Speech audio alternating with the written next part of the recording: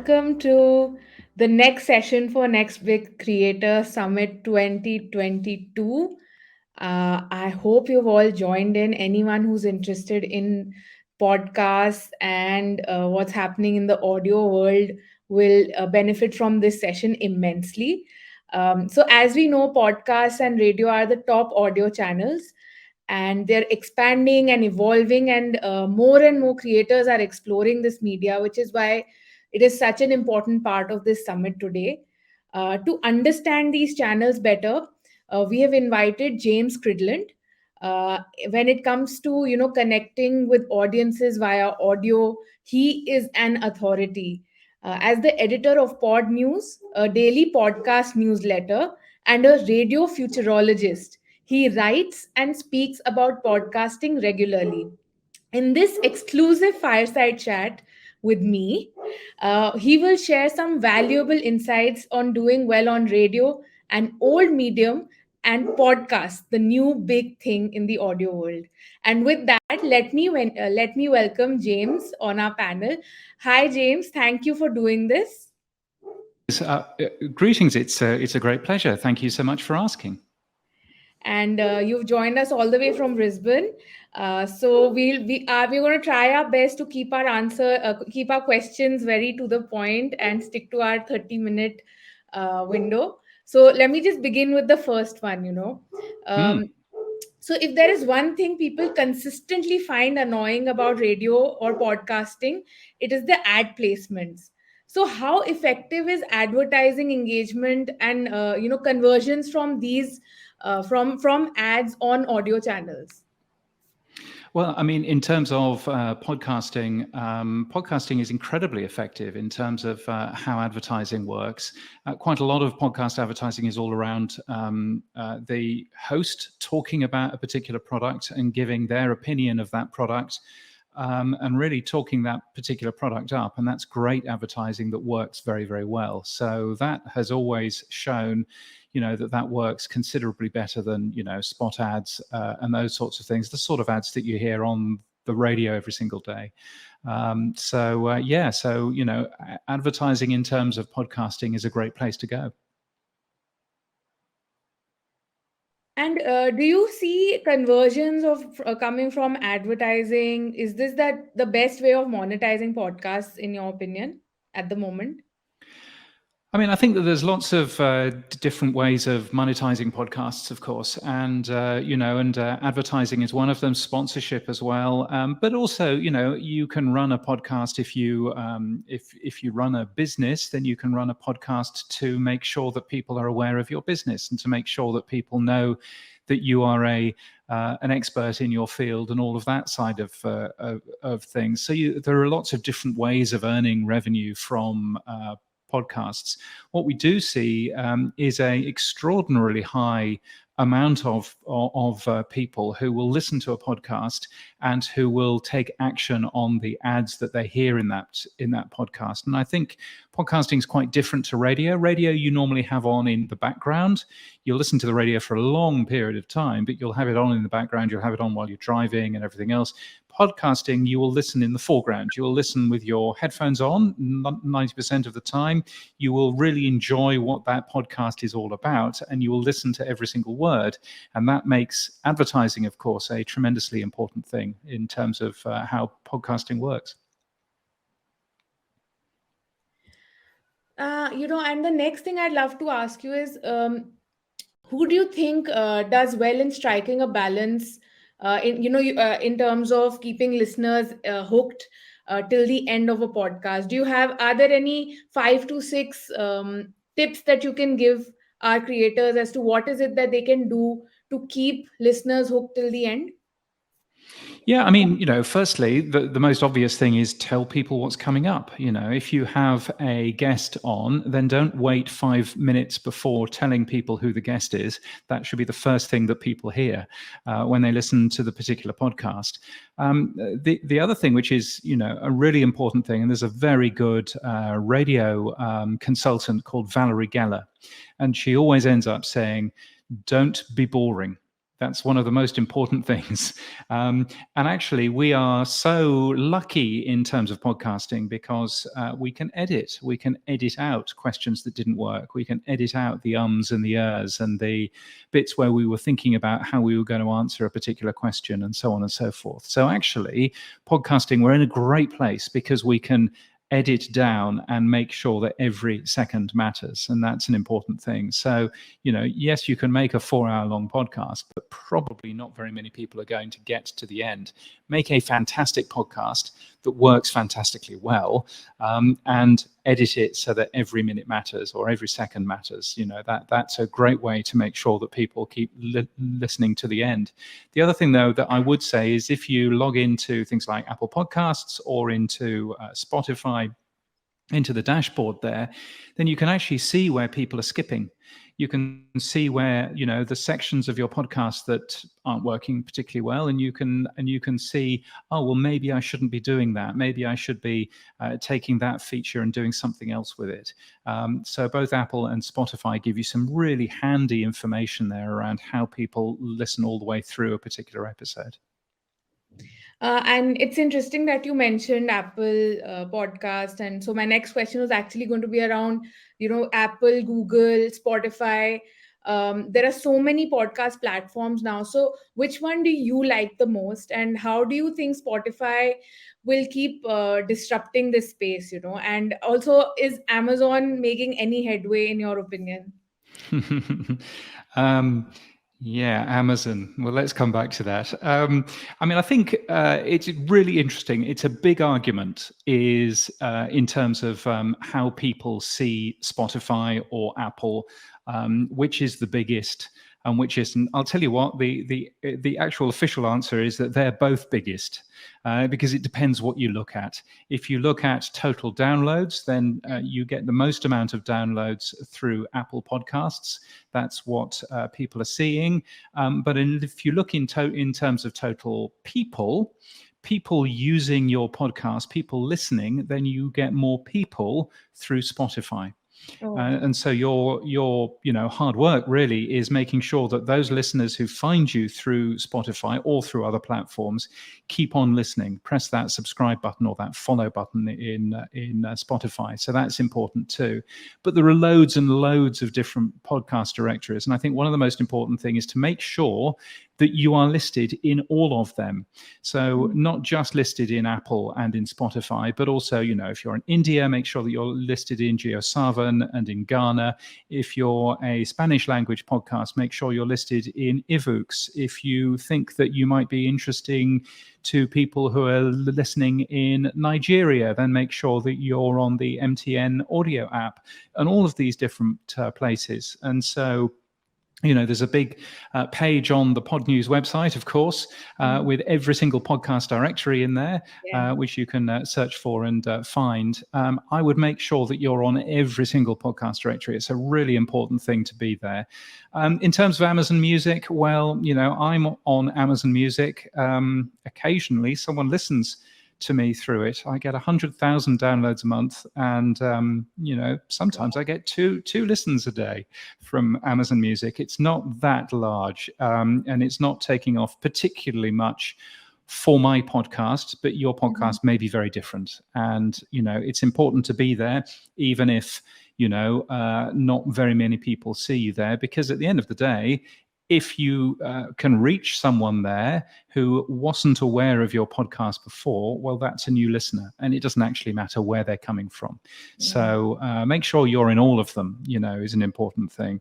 Kirti says Audible. Yes, indeed. Audible is part of Amazon Music, and if you're listed in Amazon Music, then theoretically, at least, you should be listed in the Audible app as well, and that's an important place to be. But there are plenty of other important places. And, if you're doing entrepreneur podcasts in particular, make sure that you're in the big Indian podcast directories, because they do incredibly well there. But if you're doing, there's Angami runs a Arabic podcast directory. There's loads of these things. And it's just making sure that you are in all of the ones that make sense for your particular show. Hmm. So I think let's pull back. I think we started talking about distribution, but actually, what I would love to hear from you is the part before the actual podcast. So how do you prepare for your podcast, and what is your process? What is your process to make it engaging and interesting? So talk Mm. us through. I think that is something that will really benefit some of the creators here. So just talk us through your process. Yeah, Natasha, that's a really good question. And I think so. I do a number of different podcasts, but I do two which I do very, very regularly. One of them is Pod News, which I Mm-hmm. do every single day. Mm-hmm. And the way that I prepare for that is, well, Pod News is really a newsletter, which you should go and get at podnews.net. And the Pod News podcast is essentially me going through what's in the newsletter that day. And so therefore, I spend all day writing it. And then in the evening here in Australia, in the morning in the US, then that's when I record the podcast to make that available just prior to sending out the newsletter. Mm-hmm. So that's a pretty sort of weird podcast, really, because it's also 3 or 4 minutes long every day, and that's it. If you look at the other one, which is myself and a friend of mine called Sam Sethi, who's in the UK, we record a podcast every week called Podland. And that's all about the business of podcasting and all about interesting things for you if you work in podcasting. And the way that we do that is Sam will prepare a script. And that script is all of the different things that we're going to talk about in that particular episode. We will then record the show. We'll probably get an interview or two before the show with other people that we can slot into the podcast. And then we will go through and edit it. And quite often we'll actually take stories out that didn't work particularly well to make it as concise as we possibly can. So, and I think a lot of it is preparation. It's getting that script right. It's getting the running order correct. It's making sure that you have a very consistent release schedule, which is another thing. Make sure that you always come out every week at the same time or every month at the same time or whatever it is you want to do, but just do it. That's important as well. So, but I think, just being consistent and putting the time and effort in rather than just turning on a microphone and hoping that whatever you say will be engaging and amusing, because it probably won't be. So For me, certainly. yeah, so I mean, we're talking about the process, and I just saw there's an interesting question, and I do think it's a good one to take right now. For those who are starting with podcasting, what's the first thing you should put your focus on? Oh, that's a great question. Yeah. I think the first thing is actually working out exactly what that podcast is, what that podcast is all about. Now, as you can tell, I'm both in a very empty and echoey room, and also behind me is you can if you've got really good eyesight, you can see the rain bucketing down, which is why there's this horrible hiss in the background because it's all of the rain. It's everywhere is flooding in Queensland. But I think the most important thing, and the reason why I was going to mention that, is that normally I would grab a book at this point and I would hold a book up. And I would say, you should have a look at this book. It's a book called Make Noise, and it's by Eric Newsom. And one of the things that Eric goes into is 10 words about what your podcast is about. That's a really important place to start. What is your podcast about? Can you explain it in 10 words? And if you can't explain it in 10 words, well, go away and work out, what you should be doing in terms of your particular podcast, why people should Hold this listen. up if this makes sense to anybody, since Yeah, we make don't have noise. yeah. Exactly right. Yeah. Yes. And it's a great book, and it goes into lots of detail about growing a podcast and growing the feel of a particular podcast and everything else. But the first chapter, pretty well, is about the 10 words, words of what your podcast is about. And I think having that really good idea of what your podcast is about, so you can explain it to other people. So that's probably the first thing that you say every show that you do. This podcast is going to, in the case of Podland, going to talk about the biggest stories in podcasting this week. That's what that should be all about. And if you can't explain it in 10 words, then go away and make sure that you end up doing that. I'm going to take one more question from the audience because I think Mm. their questions are way better than mine, it seems. So another one from Hajara is that what duration would you suggest for a storytelling podcast? So I mean, let's not talk about the specific storytelling podcast. Let's just talk about a time duration, the Yeah. ideal time duration of a podcast. Should it be long, like 50 minutes, or should it be shorter, so 5 to 10 minutes? So what is your experience in this? Yes, well, greetings to you in Dubai. I see an awful lot of Dubai when I'm flying to Europe, but all that I see is the airport. So there we go. In terms of duration, look, there are some podcasts that work really well when they're 3 hours long, but those are the most certainly the outliers. And to come back to, to come back to the thing that I said earlier about don't be boring, there is no such thing as too long. As long as you're not boring, as long as you're interesting and engaging your audience, then you can be as long as you like. But make sure that every minute matters. Mhm. That's important too. In terms of pod news, I try and keep pod news. Normally, it's about 4 minutes long because it's specifically made to be one of the first podcasts that you listen to in a day. It's supposed to bring you up to speed with what's happened in the last 24 hours in the podcasting industry, and that's basically what it's there for. In terms of the Podland podcast I do, it's over an hour, which I think is too long, and I keep on talking to Sam about making it shorter, but we never quite manage it. But I think respecting your audience's time is the most important thing. Mhm. If you've got a story and it works well, and it's an engaging story, people do know how the pause button works. And you can make that story as long as it needs to be, but don't make it any longer. Is my answer, which I know is not a particularly good plan. The other way of looking at it, and there's an article about this on Pod News as well. The other way of looking at it is to find out how long your daily commute is in your country. In the UK, for example, the daily commute is normally about 25 minutes long.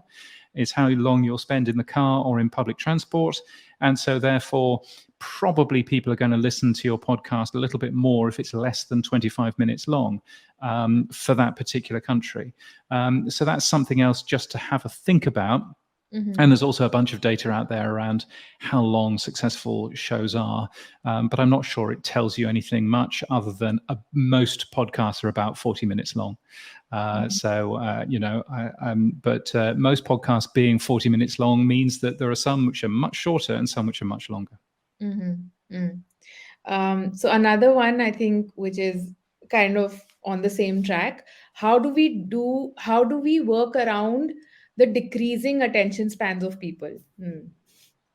Yeah, well, I think part of that is editing. A part of that is making sure that you edit down interviews if you're doing that. Make sure that you're editing down. But I think the other half is, go and take a listen to the New York Times Daily. What they Mhm. will do in there is they will interview a journalist about a story, but they will cut in and weave in lots of archive material, lots of other pieces of audio from other places, and keeping it very orally interesting. Mhm. So you're not listening to the same two voices for 30 minutes. Not that there's anything wrong with that. But in this particular case, that's made far more interesting by dropping in, a journalist, instead of a journalist quoting what Joe Biden was saying in a meeting yesterday, they play back Joe Biden. Mhm. Just really obvious things like that. That keeps the attention going because you get different voices and different understanding there. So that's certainly worthwhile having a look at. Okay, so I think two questions from me. There's one about marketing. So, how do you effectively promote your stories online? This is someone who has asked a question here, but I also had this in my list. So, let's talk about promoting the Mm. podcast for a bit, and then I'll ask my next question. Yeah. Yeah. How to promote your podcast again comes down to what is your podcast about? and can you actually make a nice story out of that, and tell people. I am surprised at the amount of emails that I get trying to promote podcasts to me, and it's, I have a podcast, and you should link to it. Well, why? What is so exciting about your podcast that I should link to that? Is it a new season? Do you have someone really amazing on? And if you do, what's their story? I don't really care who you've got on. If they're saying something that's interesting, tell me what they're saying, which is interesting, and then I can make that into a story. So those sorts of things are really useful. But also, I think, if you want to make your podcast a success, one of the things to do is make sure it's called the correct name. So make sure that people can find it if they're searching for, I don't know, if they're searching for real estate, make sure that it's got real estate in the title. If they're searching for, information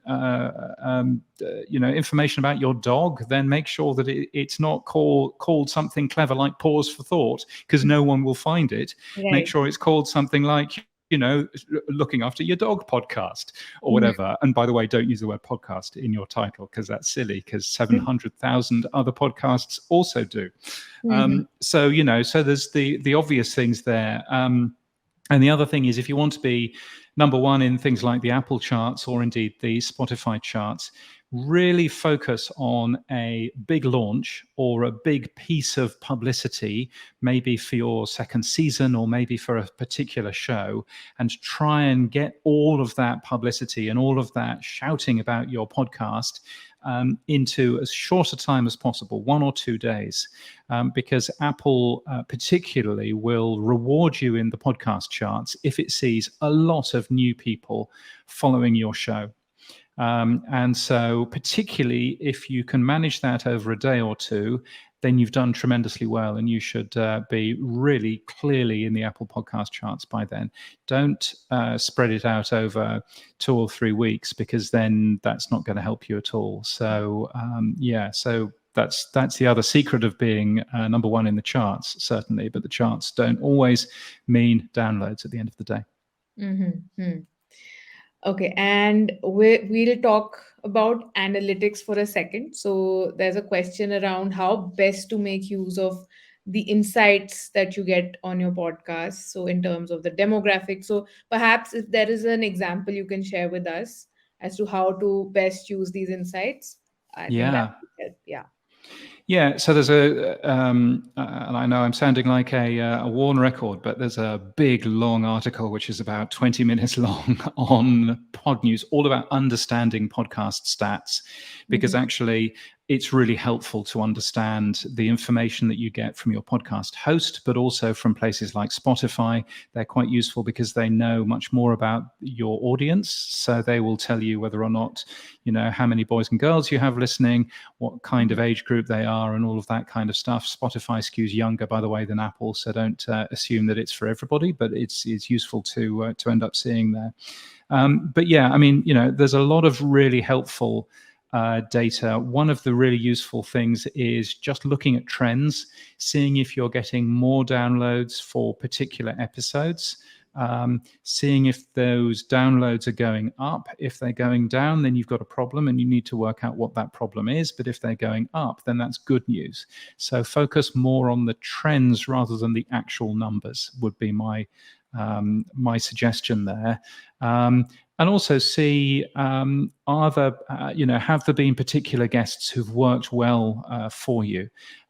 Because, that would also be useful to end up going back. What works well for you, what doesn't, is always really helpful. So, but there's a ton more information, and you've shared it very kindly in the chat, which is good of you. Lots more information in that article there. Amazing. Yeah. So, like James just mentioned, I've put the links to the answer about directories, I think, and the podcast statistics. So, if you guys want to go deeper into it, I think this should help.